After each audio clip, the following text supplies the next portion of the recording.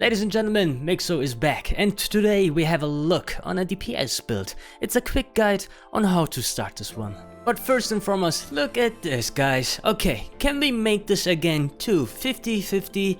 That would be so cool. I will release more builds in the next few days.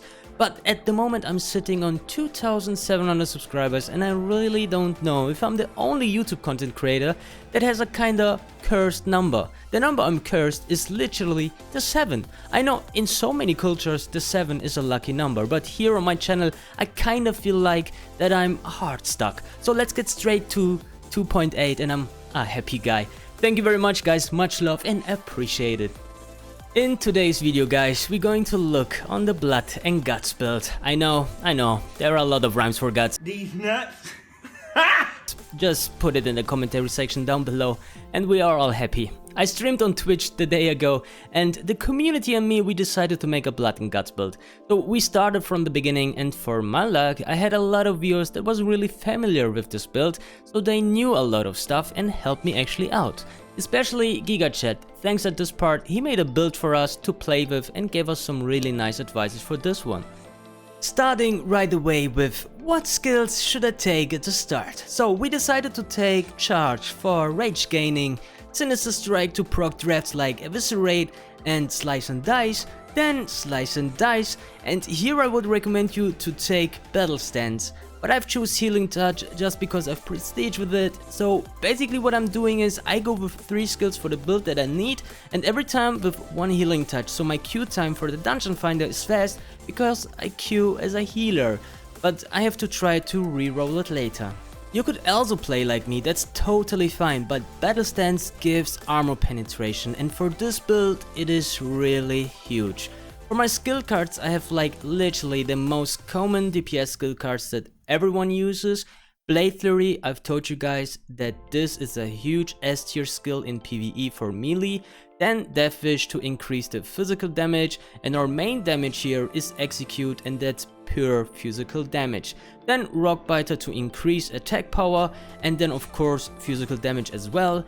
And we are going with Rampage, but I think the last is fine, so you can replace it with something that you maybe want.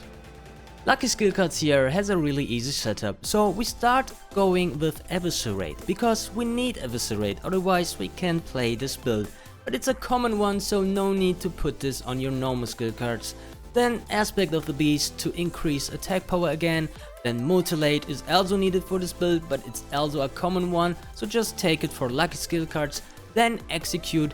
This might be your important one and your main damage, like I said before. And then Shadow Dance, I take it because I like it. I like the physical damage increase that you have with it. You could also go with Hunger for Blood here, but I don't have it, so it's up to you. Yes, I decided to prestige as a healer. I think this is the fastest way to get to level 60 if you don't have a group. And you can easily heal even without gear a dungeon, and the procs for dungeons is quite often, so yeah, we're playing as a healer and using the Random Enchant Overflow. I've made a video about this one too, check the link. You only need Healing Touch and I think you are still able to have your build at the end. Well, our draft was not like we thought. I mean, this might be the easiest build to make, because you kinda only need 3 skills to make it work, but we were a little unlucky, like always, as we leveled the Blood and Guts build. When I hit level 60, I've decided to go to Hellfire Peninsula to grind my level there. I didn't have Mutilate, only in Execute with Sinister Strike, which was fine for me because I've made an easy and quick Sinister Strike build and leveled to 70 there. Now 70, and the next step was getting the Hand of Fate cards, and I've spent also all my Marks of Ascension, but at this time this character was fresh created, so I didn't have much Marks of Ascension, but was fine for me. We drafted every single skill that was needed for this build and the next step was getting gear. But to gear, I've spent a lot of gold in the auction house because I wanted to have good gear to go straight to mythics and farm my PvE power in dungeons. What gear should I use? Should I go strength for this build or should I go agility for this build? Like I told you before, guys, we had some really deep dive Blood and Guts players on my stream, so they helped, especially Gigachad. He is an Ascended Raider with this build and he recommended me to play with strength gear instead of agility. Most of you think, okay, we're playing dagger, we are kinda rogue, that means we have to take leather, maybe agility, but our main skill is execute, and execute scales with physical damage, and attack power and strength is in this case raw attack power, so it scales a little bit better when it comes to, for example, single target. He was an agility player, but he told us that one of his raiding mate that uses strength gear is doing 1.5k to 2k single target DPS more than him. So yeah, if you ask me what I will farm, I go straight with strength gear, and that's it.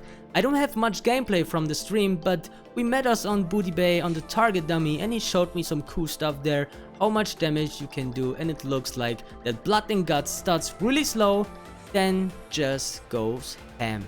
We also have a cast sequence macro for this build, and for everyone that doesn't know what that means, it's basically a press this button only macro, which makes this build to a one button spam build. We also got this macro from Gigachad bro, thanks at this part again. Guys, you can find the build in my Discord or even on the Hero Architect by just typing Gigachad's name into it. Give it a thumbs up if you play this build. Let's come to the last part, the random enchants for this build. We're starting with the 3 epic ones. First one is Blade Vortex. While Blade Fury is active, you damaging melee finishing moves have a 20% chance per combo point to trigger Blade Vortex on the target location, dealing physical damage to all nearby enemies every 3 seconds. In addition, your auto attacks with one-handed weapons reduce the cooldown of Blade Fury by 2 seconds. It kind of feels like every time when I use Blade Fury, it has a normal cooldown by 2 minutes, but when I play with Blade Vortex, it kinda have a 20-second cooldown, which makes it to a really nice random enchant, especially for Bloods and Guts, because Blade Fury is your only AoE PS. The next one is Deadly Combo. Your finishers have a 20% chance per combo point to trigger your sudden death talent and increases the damage of your next execute by 20%, 10% versus players, stacking up to 3 times. And at this part, your Eviscerate Disembowel, which is your transformed version of Eviscerate, is your finisher. This one will make your execute proc another execute, and this one is your damage. And then coming to a quick death random enchant, your execute gives you 3% melee haste for 15 seconds, stacks up to 5 times. Well, that is really good because we're using only execute, and well, haste is never bad. And then we have random enchant, something like improved execute, reduces the rage cost of your execute ability by 3 and increase the damage done by 3%. We can stack this up to 3 times, this makes it to 9%, and it's a huge blast for us.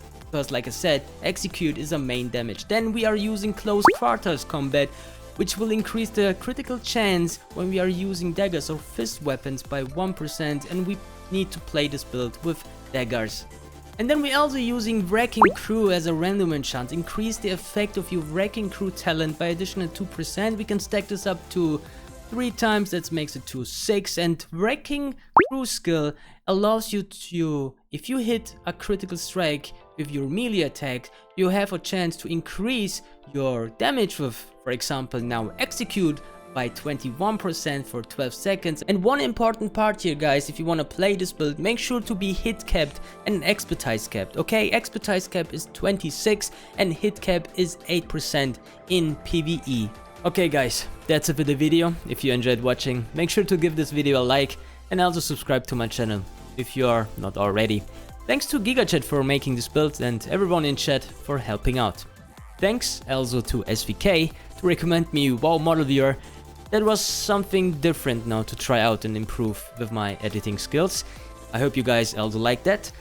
You can find the builds in my Discord or on the Hero Architect. Just type Gigachad. I'm also posting the cast sequence macro in my Discord, so make sure to join. I'm working at the moment on several builds, but not happy with the outcome. Let's see if I can improve the builds a little bit more until I will release it. And by the way, I was thinking, let's make a little competition, a small competition. The best commentary with a rhyme on blood and guts are going to win 1000 gold. Just put a really nice comment together with your name and server, and I'll pick the best one out. Alright, I'm jumping to the next build. We're going to see us in the next video. Make sure to also follow me on Twitch to not miss build plays, prestige stuff, and so on. Like I always say, have a nice day.